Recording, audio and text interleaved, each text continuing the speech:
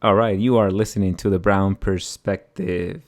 So, in this episode, we're going to talk about the elderly attacks in across the country, really. But the focus has been mainly in San Francisco. There's been a few, also one in Oakland. So we want to make sure that we talk about this important topic. It's horrible. It needs to stop, and I think it is an indication of the xenophobia, the very explicit way that the previous administration talked about the coronavirus and the Wuhan virus, calling it the Kung Fu virus and all those things. But as most of you may know, it's not the first time that we've faced this xenophobia and this hate against the Asians, particularly Chinese, and Yep. and here in California, in some ways, it goes back to the founding of our state. Yeah, so there's a number of things that are going on here, as you mentioned, the Trump effect, of the results of spewing xenophobia for 4 years of his presidency, and then last year trying to blame everything on the China virus or the Wuhan virus. There's also the myth of the model minority and how that Hmm. may come into play here. Possibly some resentment that people feel. Not only are they attributing the cause of the virus to them, but also resentment that they're well off and they can weather this economic situation a lot better than other people. And again, just perception, right? It doesn't mean I'm sure that's those are just stereotypes. It's far from the truth, but that could be at play here as well. But before we talk specifically about those two things, do we have any data for under normal conditions what the rate of hate attacks that were labeled as hate crimes would be versus today? Do we have figures on that? Yes, we do. And actually, I know we talk about California because we live here, but actually, there was a considerable increase in New York. I think the percentage increase on reported hate crimes was close to 800% Mm-hmm. increase in terms of that. So I think that it's something that is not only happening here in California, but across the country. And I know there's a number of organizations that are keeping track of that information. So Yep. to try to make sure that that we pay attention to it as a society and also within law enforcement too. And those would be hate crimes across the board, or just hate crimes against Asians. Against Asians. Okay, but at across the board, we've seen an uptick as well, haven't we? Yes. Yes, and I mean when you also think about hate crimes against Latinos, Mm-hmm. anywhere from you look Latino or speak English, although we are in the United States of America, and in any case, so I think again it does reflect a increase on hate crimes across the board, and I think the emboldening that is not only the how that particular sector of our society has been emboldened, but how the violence against people, how violence has been some in some ways normalized, had been normalized. Hopefully, it'll start to um, change given the awareness of it. But unfortunately, we do have those elements within our society that are committing these type of atrocities. Yeah, and the number that I was mainly interested in was the number comparing hate crimes against Asians to hate crimes, say, against Black people or against Hispanics. And I found this number here it's on my phone. It's not on the screen. It's a Time article where it says that the NYPD reported that hate crimes motivated by anti-Asian sentiment jumped 1,900% in New York City in 2020. So yeah, that's Mhm. huge. That tells you that there's definitely targeting going on here.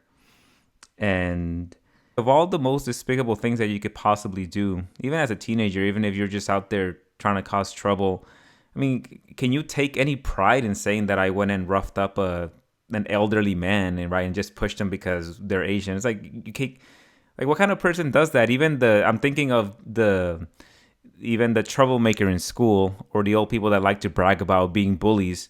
It's like even Mhm. if you brag about stuff like that to your circle of friends or to your cliques, they're not gonna congratulate you and say, "Oh yeah, you really showed that Asian guy who's the boss in this neighborhood, they're gonna be like, dude, why are you attacking an elderly person?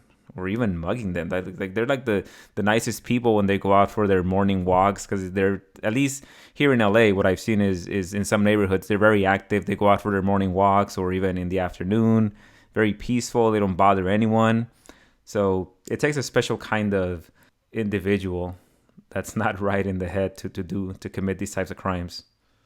Yeah, you're absolutely right. And I think when you think about the elderly and the children, I think those are two groups of people that we, as a society, try to protect. As families, we try to protect.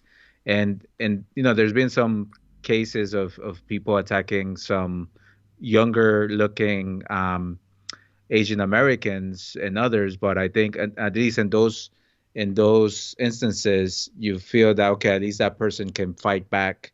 It's not right, but I think that at least they're not as vulnerable. But then when you talk about an elderly person and some of the ways that they've been attacked, I mean, the poor man who died in San Francisco, Yeah, he the one was that was just pushed. tackled.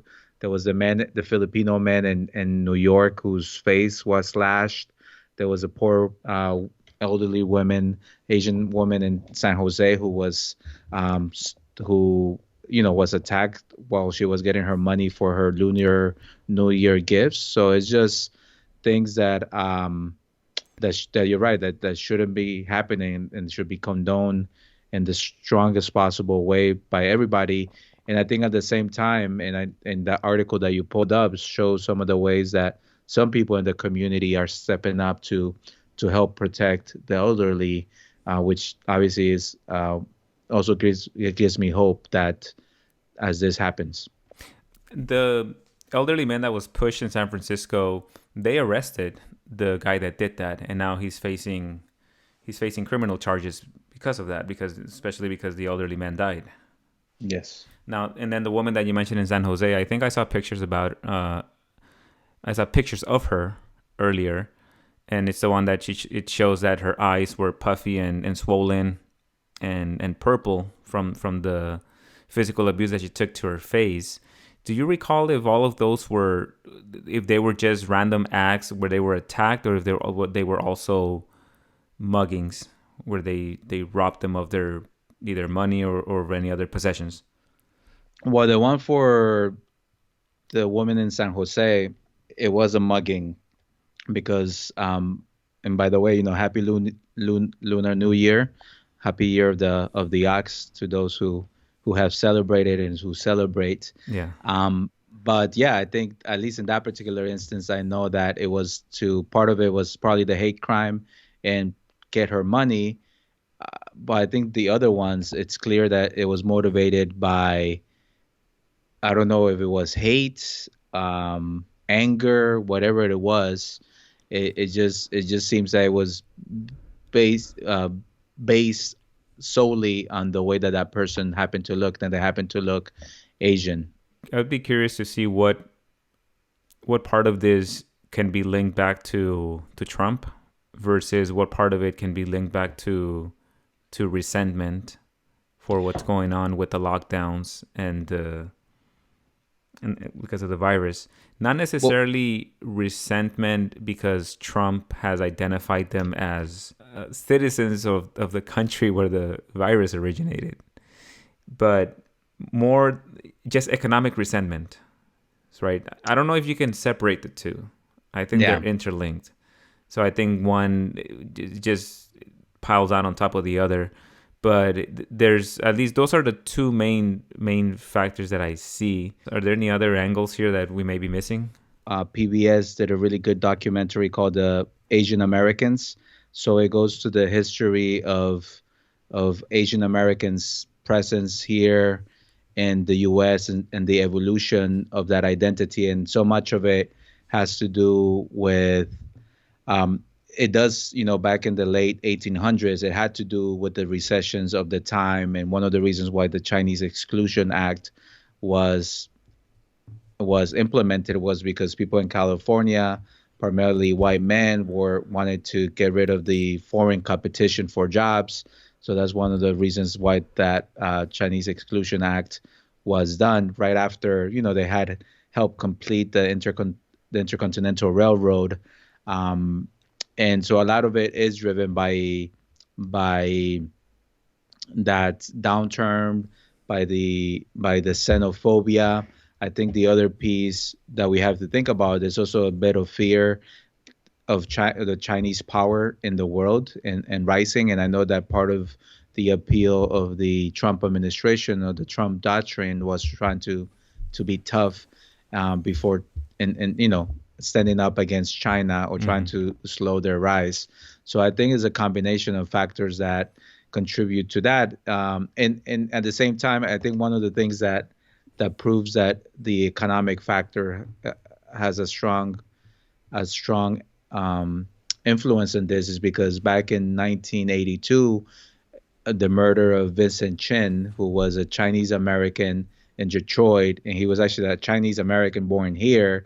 And they just assumed because he looked Chinese that he was a foreigner, Right. and he was killed. And I think that was one of those seminal moments where a lot of Asian Americans and others in the community came behind this movement of extending civil rights and protections to Asian Americans as well.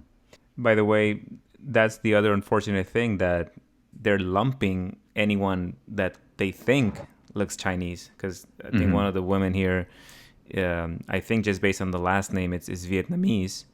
Hmm. And then the other part of this is that one of the what's his name, the one that pushed the elderly man that then died, 19-year-old Anton Watson. I saw pictures earlier, and that's an African American Hmm. teenager, 19 years old.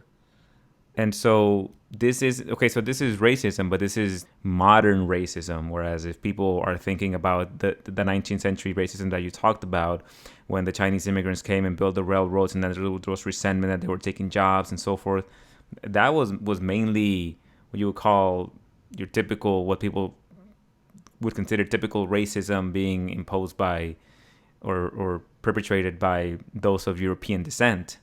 But now in Trump's America, where that rhetoric can get to so many people, Latinos and African Americans, we're not immune from also falling into those pitfalls and being racist towards others. So this Yeah. is a new dynamic in racism that we're seeing, where it's taken on a different flavor, and it's people that would traditionally have been victims of racism now lashing out and perpetrating it on other minorities, which is, it's really unfortunate. I mean, any type of racism is unfortunate, but just to see it like this is just, it's not a good sign. It's disheartening. Well, yeah, our minds have been colonized, unfortunately, and it's sad because on the other side of the spectrum, I do remember seeing Asian American and Asian supporters at the rally Trump on January 6th, and some of the video that they released from the inside the Capitol shows at least a couple of Asian gentlemen in the Congress with the rest of the folks, and I know there were some blacks, there were some Latinos, but the majority of them were white Trump sympathizers. But yeah, so I think it just shows the complexity of this issue, and it's true. I think that as a Latino culture, even though in many ways Asians are part of many of our countries, when you think of the Japanese representation in Brazil or in Peru, Chinese in Peru and other parts of, Or of Latin even, America. let's just a plug here of our previous episode on the Chinese community in Mexico, Mexico, that's in right. Mexicali.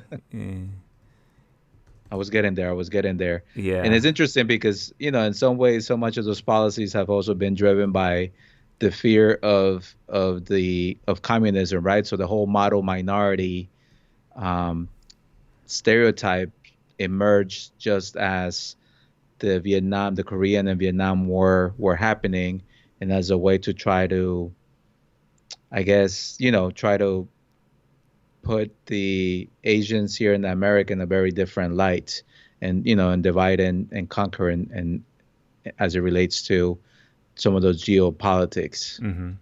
And here's the video that we did, by the way, 8 months ago. And we talked about Asian History Month. So we touched on some of these topics, and we talked about Mexicali's La Chicanesca, which is a community that was built by Chinese immigrants to Mexico. I guess the equivalent of Chinese Americans would be Chinese Mexicans. There you And go. yeah, so for anyone interested, check it out. And Damn it, Reo, you're so woke. the silver lining, the good thing about this is that it does seem like the Asian community specifically has come together to find ways to push back on this. As you mentioned, there's like community watch, people getting together to help out, to go on walks with the elderly.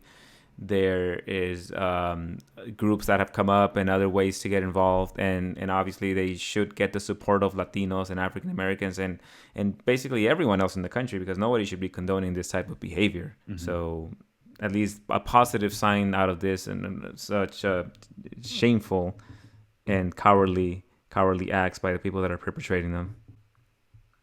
Any Very true, any my other friend. thoughts on Very this before true. we wrap it up? No, and I think that it's great to see the oh my God, this word solidarity. Solidarity. Solidarity. There you go. Sometimes my ESL brain kicks in, but it's great to see it because it's true. I mean, so much of our history as communities of color involves um, ways that we've been pinned and used against each other. So, after slavery was done, the Chinese laborers brought in, the Mexican laborers were brought in, then the Chinese were sent back, and because of the Chinese Exclusion Act, um, there were a lot of cases around immigration, and actually it was a case on an Asian American who wasn't permitted to come back to the United States that sort of was one of the first cases that started immigration, sort of the immigration law establishing those citizenship rights for Asian Americans, for Latino Americans, for African Americans, and oftentimes the civil rights were also very important in helping protect the rights of everyone. So in so many ways, our histories are interconnected, our futures are interconnected. So the more that we can work together and support each other in these causes, the stronger and better we will be. Yeah, so that's what I like to hear. En la unión está la fuerza. That's right. All right, let's wrap this up. So, if you out there like the content, make sure to check us out. We are Brown Perspective. We're on YouTube, Instagram, and Twitter. Nos vemos. Ciao.